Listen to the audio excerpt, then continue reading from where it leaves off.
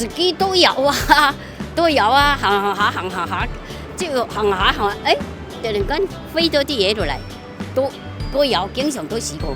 喺高層掉嘢落嚟咯，因為早排都有發生啊，大約半個月啦。出邊街口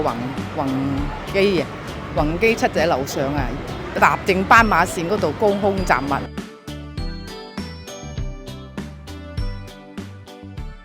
大家好啊，我係東北區坊會梁彥邦啊。咁早前咧，亦都參與咗由街總舉辦嘅民生座談會。咁喺會上面咧，亦都同我哋嘅與會者啦討論到高空地方總規章咧係咪應該修法嘅問題嘅。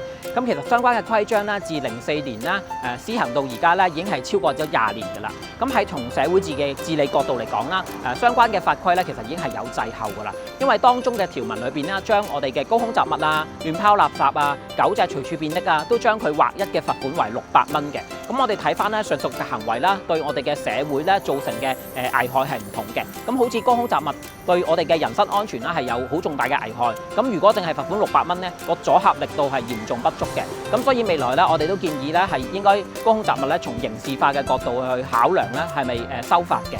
咁亦都應該參考翻香港啦。現時香港嗰個法例咧就係罰款1萬蚊啦，同埋最高係監禁6個月嘅。